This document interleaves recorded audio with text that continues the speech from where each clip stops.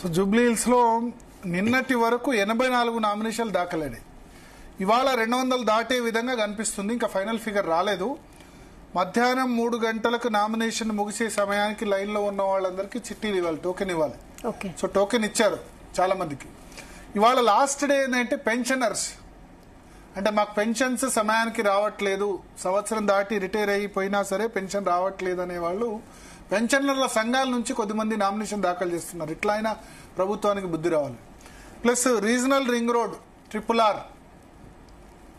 మీద ఎవరైతే నిరసన వ్యక్తం చేస్తున్నారో వాళ్ళ ల్యాండ్స్ సంబంధించి సరైన కంపెన్సేషన్ ఇవ్వట్లేదు అని అనుకునే వాళ్ళు కూడా నామినేషన్ దాఖలు చేస్తున్నారు. ప్లస్ నిరుద్యోగులు, కాంగ్రెస్ ప్రభుత్వం 2 లక్షల ఉద్యోగాలు మొదటి సంవత్సరంలోనే భర్తీ చేస్తుందని చెప్పి హామీ ఇచ్చారు, దాన్ని నిలబెట్టుకోలేదని చెప్పి వాళ్ళు కూడా నామినేషన్ ఫైల్ చేస్తున్న పరిస్థితి. ఫార్మా కోసం భూములు ఇచ్చిన రైతులు వాళ్ళు నామినేషన్ దాఖలు చేస్తున్నారు.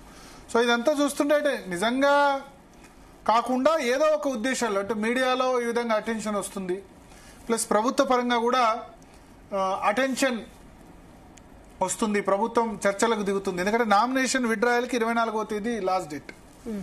సో రేపు నామినేషన్ల స్క్రూటినీ ఉంటుంది. స్క్రూటినీలో ఏం చేస్తారంటే నామినేషన్ కరెక్ట్గా ఉందా, లేకపోతే అన్ని పేపర్లు సక్రమంగా ఉన్నాయా లేదా, ఇవన్నీ కూడా స్క్రూటినీ ఉంటుంది. తర్వాత ఆబ్జెక్షన్స్ చెప్పాల్సి ఉంటుంది. ఆ స్క్రూటినీ తర్వాత ఆబ్జెక్షన్ దాఖలు సమయం తర్వాత 24వ తేదీ ఈ ఓవరాల్గా విత్డ్రాయల్కి చివరి రోజు. అయితే ఇక్కడ ఇంట్రెస్టింగ్ థింగ్ ఒకటి, మాగంటి గోపీనాథ్ సతీమణి మాగంటి సునీత 3 సెట్ల నామినేషన్స్ దాఖలు చేశారు. 3 సెట్ల నామినేషన్ దాఖలు చేశారు. కొంతమంది ఏమంటారంటే ఆమె మొదటి సెట్ కాకుండా మళ్ళీ జనరల్గా 2-3 సెట్లు కూడా దాఖలు చేస్తారు, ఇదేం కొత్త కాదు. ఈవెన్ ఇప్పుడు లంకల్ దీపక్ రెడ్డి కూడా దాఖలు చేశారు, నవీన్ యాదవ్ కూడా వేరే సెట్ నామినేషన్ దాఖలు చేశారు. అయితే ఒకటి ఏంటంటే ఆమె నామినేషన్ తిరస్కృతికి గురయ్యే అవకాశం ఉంది అన్న ప్రచారం నడుస్తుంది. దీనిలో ఎంతవరకు వాస్తవం ఉందో మనకు తెలియదు. ఇక్కడ విత్డ్రాయల్ ఎల్లుండి వరకు సమయం మనకు కనిపిస్తుంది. ఎల్లుండి సంబంధించి చూసుకుంటే సో నామినేషన్ నడుస్తుంది. సో సునీతకు సంబంధించి, ఆమెకు సంబంధించి ముందుగానే పీజేఆర్ కుమారుడు విష్ణువర్ధన్ రెడ్డి కూడా నామినేషన్ దాఖలు చేశారు.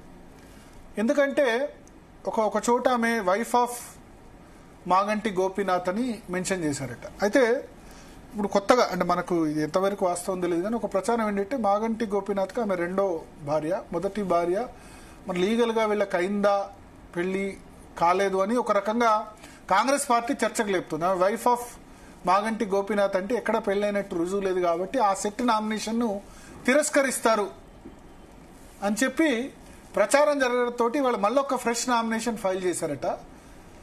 దానిలో పేరు మెన్షన్ చేయకుండా మాగంటి సునీత అని డైరెక్ట్గా మెన్షన్ చేశారు. ఎందుకంటే ఏదైనా ఫాల్స్ క్లెయిమ్ గనక చేస్తే గనక రిజెక్ట్ చేసేందుకు అవకాశం ఉంటుంది అన్న దాంతో.